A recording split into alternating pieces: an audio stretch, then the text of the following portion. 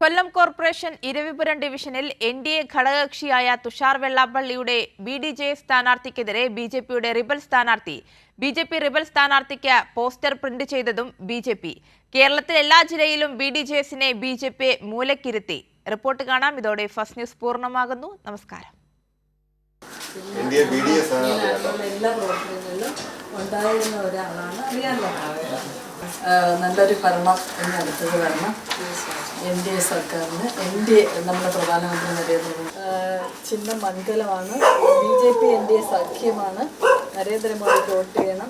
NDA സ്ഥാനാർത്ഥി എന്ന് വെണ്ടയ്ക്കാക്ഷരത്തിൽ ബി.ഡി.ജെസിലെ രാജി ആർ.എസിന്റെ പേര് ചിത്രവും വെച്ച് പോസ്റ്റർ അടിച്ച് ഇവർ പ്രചരണത്തിനിറങ്ങി. അതേസമയം ബി.ജെ.പി പ്രിന്റ് ചെയ്ത് നൽകിയ പോസ്റ്റർ പതിച്ച് ബി.ജെ.പിയുടെ റിബൽ സ്ഥാനാർത്ഥി കുടച്ചിഹ്നവും വെച്ച് മോദിയുടെ നോട്ടീസ് നൽകി ശ്രീലതയും പ്രചരണത്തിൽ സജീവം. ചുരുക്കം പറഞ്ഞാൽ ഔദ്യോഗിക സ്ഥാനാർത്ഥി കുടം ചിഹ്നത്തിലെ രാജിക്ക് ഒരേ സമയം സങ്കടവും രോഷവും.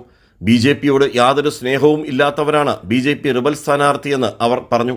അപ്പോൾ ഒരു സ്വതന്ത്ര ആയിട്ട് നിൽക്കുന്നത് നമ്മളതിനെ പരിഗണിക്കുന്നതേ ഇല്ല. കാരണം അത് അവരുടെ ധർമ്മമല്ല അവർ ചെയ്യുന്നത്, അത് അധർമ്മമാണ്. അവരുടെ ഒരൊറ്റ തെറ്റ്, അവർ ബി.ജെ.പി എന്ന് പറഞ്ഞ് ഒരു വോട്ട് ചോദിക്കുകയാണെങ്കിൽ അത് നമ്മുടെ ബി.ജെ.പിയോട് ചെയ്യുന്ന, അതായത് ബി.ജെ.പി എന്ന രാഷ്ട്രീയ പാർട്ടിയോട് ചെയ്യുന്ന ഏറ്റവും മുഖമൂടിയാണ്. കൊല്ലം ജില്ലയിൽ എല്ലാം കൂടി വെറും 17 സീറ്റാണ് ബി.ഡി.ജെസിന് ബി.ജെ.പി നൽകിയത്.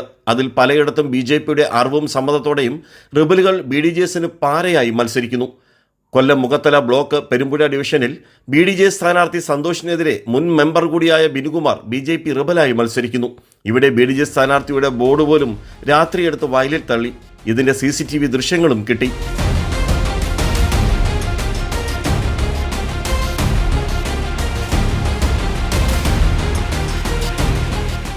കൊല്ലം ജില്ലയിലെ ഏതാണ്ട് 75 സ്ഥലത്ത് ബി.ജെ.പിക്ക് സ്ഥാനാർത്ഥികളില്ല.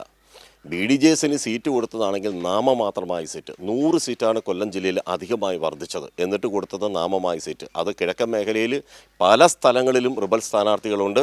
ഇവിടെ ഇപ്പോൾ കൊല്ലത്ത് ബി.ജെ.പിയുടെ പ്രത്യേക മേഖലയാണ്. ആ മേഖലയിലും ഇപ്പോൾ ഇരവിപുരത്ത് അവർ റിബൽ സ്ഥാനാർത്ഥിയെ നിർത്തി ബി.ഡി.ജെസിനെ തോൽപ്പിക്കാനുള്ള ശ്രമമാണ് അവർ നടത്തുന്നത്.